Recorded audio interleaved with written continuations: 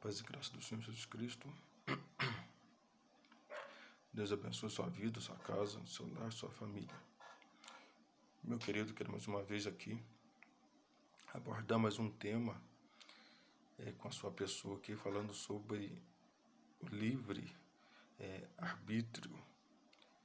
É muito importante nós vermos aqui sobre o livre arbítrio e dentro dessa terminologia, de acordo aqui com o grego, exousia, nós vamos entender que o livre arbítrio é a liberdade de escolha, poder para governar, portador de autoridade.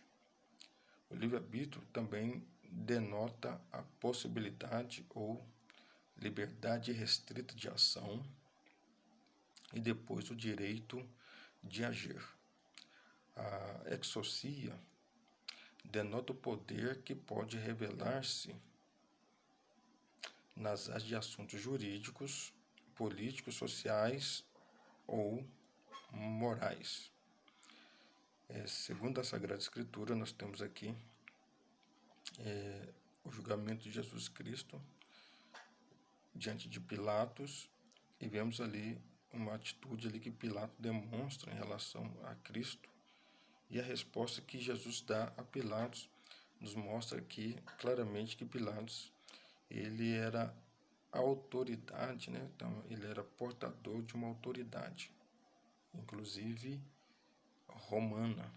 Então veja bem, e voltando para dentro do pretório, interrogou a Jesus: de onde vens tu?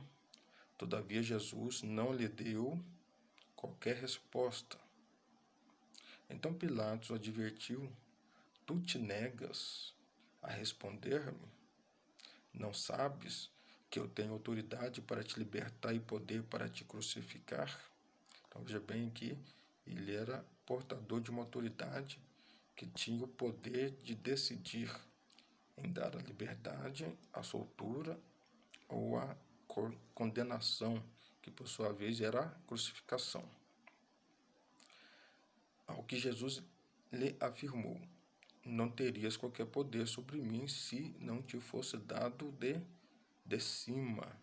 Então Jesus deixa claro que Pilatos, por mais que ele fosse portador de uma autoridade romana, ele era ali representante de César, também ele tinha uma autoridade sobre Jesus Cristo, sobre a pessoa de Jesus, porque lhe havia sido dado esta autoridade de cima, do alto, vinda da parte de Deus. E Jesus deixa claro: por isso aquele que me entregou a ti é culpado de um pecado ainda maior. Tá certo? Então nós temos aqui o livre-arbítrio. O que é isto? A faculdade que tem o indivíduo de determinar, com base em sua consciência, apenas a sua própria conduta. Então, ele tem, de acordo com a sua consciência aqui, ele determina a sua própria conduta. O livre-arbítrio é a liberdade de escolha alternativa do indivíduo. Essa liberdade de autodeterminação que consiste numa decisão, independentemente de qualquer constrangimento externo. Então está na pessoa ali a escolha alternativa. Ele pode escolher, tem meios, né, para ele se escolher.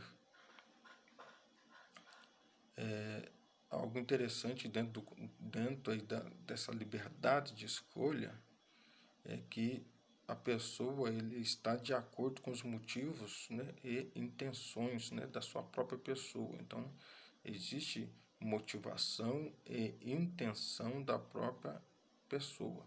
Está relacionado aí a sua liberdade de escolha. Então, desde Agostinho, passando aí por jansenitas, luteranos, então o livre-arbítrio ele tem se tornado, isso é bem claro para nós aqui, que ele é um assunto de grandes debates, né? Tá, mas quando a gente olha aí para as ciências humanas, principalmente a filosofia, né? Então trabalha muito, né, a filosofia, o direito, então são áreas que trabalham bastante aí, que se trata do assunto aí sobre o livre-arbítrio. E logicamente eu estou aqui mostrando que isso também está na teologia, está na Bíblia, tá certo? Então é interessante nós vemos aqui que é um assunto bem vasto, né? Aí o livre-arbítrio, e que está pautado também na teologia e principalmente na ética, né? Como nós já falamos aqui, está dentro da própria filosofia. Quando nós olhamos para o Bereshit e Gênesis, ali nós temos Abraão, né, com seu sobrinho Ló. Este vivia com seu tio, né? Ló vivia com Abraão, e estes vieram a ser muito ricos, até que eles tiveram uma situação ali que eles tiveram que ter ali a sua liberdade de escolha. Veja bem, a Bíblia diz assim, lá no capítulo 13, assim, a terra, todavia, tornou-se insuficiente para abrigar os dois, morando na mesma região. Isso porque possuíam tantos bens, servos e animais, que isso, né? Que a terra não conseguia sustentar a todos. A própria terra não dava esse espaço para ambos. Então Abraão propõe a Ló, né, faz uma proposta a Ló: que não haja discórdia entre mim e ti, nem desavença entre meus pastores e teus pastores, afinal somos irmãos, né, somos parentes chegados, somos consanguíneos, né? Então vê, né, olha, toda a terra não está diante de ti. Peço-te, portanto, que te aparte de mim. Se tomares a esquerda, irei para a direita. Se tomares a direita, irei para a esquerda. Veja bem aqui, Abrão abre o seu direito de escolha, porque este era tio, era o pai adotivo e também era o mais velho. Ele repassa aqui para Ló o direito da escolha, e conforme o direito da escolha, né, conforme a escolha do sobrinho, ele iria tomar também uma decisão também em relação ali, então, à sua postura, o seu comportamento, aquele que realmente ele estava determinado em que ele pudesse fazer, em cima da decisão do sobrinho. E a Bíblia diz assim: então Ló ergueu os olhos e observou toda a planície do Jordão, que era toda irrigada até Zoar. Era como o jardim do Senhor, como a terra fértil do Egito. Isso aconteceu antes de o Senhor destruir Sodoma e Gomorra. Ló escolheu para si todo o vale do Jordão e partiu rumo a leste. Então, Abrão foi para o oeste. Assim os dois se separaram. Então, a liberdade moral, meus queridos, também é o mesmo que o livre-arbítrio. É a liberdade que o ser humano tem de escolher entre o bem e o mal, entre reconhecer ou ignorar a Deus. Então, nós temos ali um ponto interessante, aqui é Gênesis capítulo 4, versículo 7, ali que fala de Caim e Abel. E veja o que Deus fala com Caim, naquela atitude que ele tinha ali em relação tanto a Deus quanto a Abel, seu irmão. Então Deus fala assim para Caim: se procederes bem, não é certo que serás aceito? Se todavia procederes mal, eis que o pecado jaz à porta, o seu desejo será contra ti, mas a ti cumpre dominá-lo. Então, veja bem aí a orientação divina. Então, aquilo que está dentro da procedência de Caim, conforme o certo ou o errado, a decisão que ele tomasse, ele poderia ser aceito, ele poderia ser rejeitado. Tá certo? Então, mas cumpria e ele dominar. Caso contrário, aquele desejo se viraria contra a sua própria pessoa. Na terceira epístola de João, ou melhor, na terceira epístola de João, capítulo 1, versículo 11, diz o seguinte: amado, não imites o que é mal, senão o que é bom. Aquele que pratica o bem procede de Deus. Aquele que pratica o mal jamais viu a Deus. Tá certo? Então aí temos uma orientação aqui do apóstolo Paulo, né? O apóstolo João, né? Discípulo amado do Senhor Jesus. De acordo com a Declaração dos Direitos Humanos, toda pessoa tem o direito à liberdade de pensamento, de consciência e religião. Então nós temos aqui Filipenses capítulo 4, versículo 8, fala o seguinte, olha, de acordo aí com a liberdade que a pessoa tem aí, de essa liberdade que a pessoa tem, de acordo aqui com os direitos humanos, ela tem liberdade de pensamento, de consciência e de religião.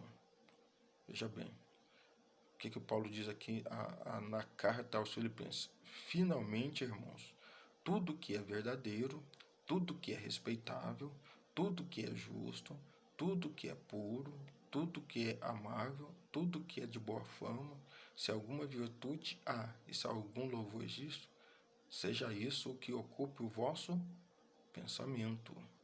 Então, a ocupação que eu quero ter em relação à minha mente, aos meus pensamentos, aqui são coisas boas. Então eu tenho esta capacidade também aqui de gerenciar também os meus pensamentos. Então o livre-arbítrio aqui é a habilidade de um agente para fazer escolhas genuínas que procedem da self, né? Que procede do seu íntimo, do seu próprio eu. É uma crença de que o comportamento humano é autônomo.